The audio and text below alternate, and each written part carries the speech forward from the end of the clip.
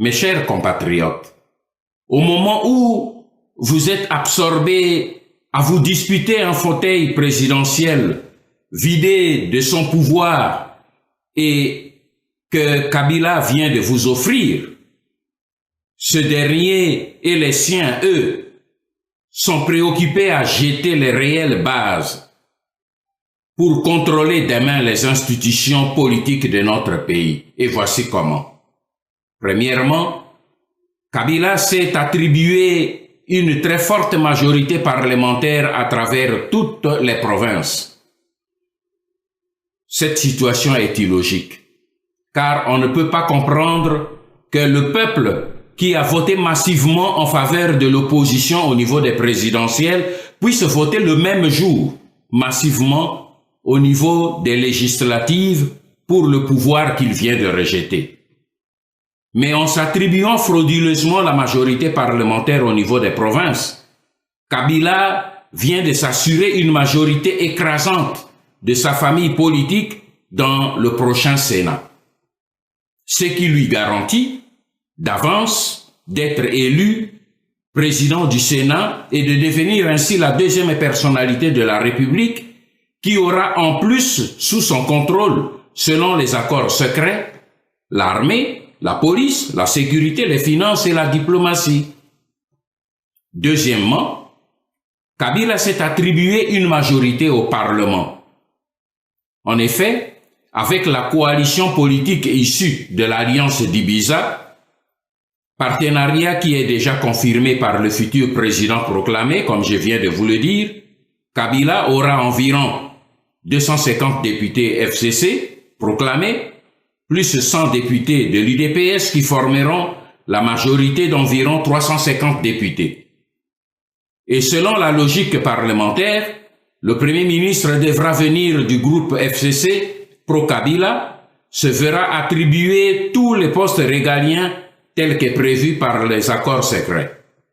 La conséquence de tout ceci, c'est que Kabila demeurera toujours aux commandes sans porter cette fois le titre désormais vide du président de la République. Et troisièmement, le candidat proclamé vainqueur ignore qu'il est désormais assis sur un siège éjectable, dont la télécommande est entre les mains de Joseph Kabila, qui peut l'actionner à tout moment via la Cour constitutionnelle qui lui est totalement soumise comme la CNI.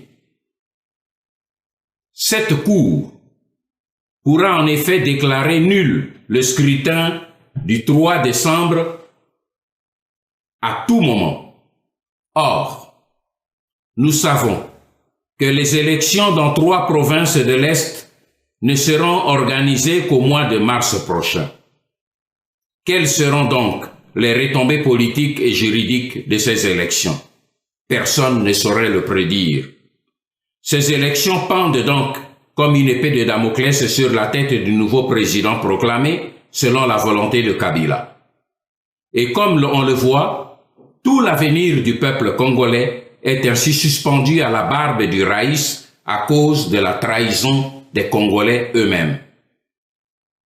C'est pourquoi, à ce stade, je voudrais m'adresser d'abord aux candidats malheureux et à ses alliés politiques à qui on vient de voler la victoire. Mon frère,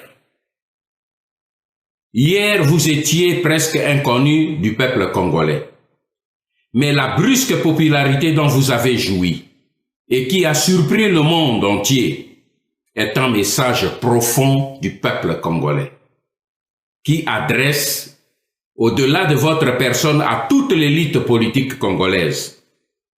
En effet, à travers vous, le peuple congolais a exprimé son ras-le-bol contre l'occupation et la prédation. Il a voulu montrer au monde qu'il a encore le front dressé et qu'il n'a pas courbé l'échine. Mais aujourd'hui, que l'ennemi a détourné son verdict de souverain primaire malgré sa volonté massivement exprimée, je vous adresse, mon frère, humblement le conseil suivant. Si tant est que vous étiez réellement et de bonne foi engagé dans la voie des élections avec l'espoir d'apporter une solution,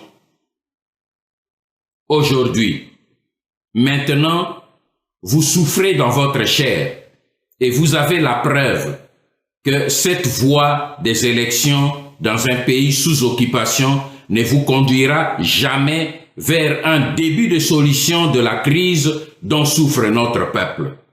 Alors, l'honnêteté intellectuelle et la probité morale ne peuvent que vous contraindre à expérimenter maintenant l'unique recette que vous n'avez pas encore expérimentée jusqu'ici. Il s'agit de la résistance populaire. Il ne s'agit pas de recourir à la violence, loin s'en faut. Il s'agit plutôt de recouvrer notre droit universel reconnu à tous les peuples du monde.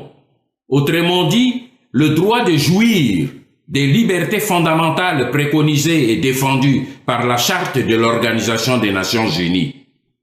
Même la Synco, qui vous avait poussé dans le dos pour aller aux élections, même avec des machines à voler, vient de constater, elle aussi, son échec et son impuissance. Car, tout en reconnaissant qu'il y a eu hold-up, les évêques congolais viennent de vous demander de prendre vous-même vos responsabilités d'homme politique. Il n'est donc jamais trop tard pour bien faire. Nous vous convions de joindre le camp des patriotes qui ont compris l'enjeu et qui sont décidés à poursuivre la lutte jusqu'à la libération totale de la République démocratique du Congo.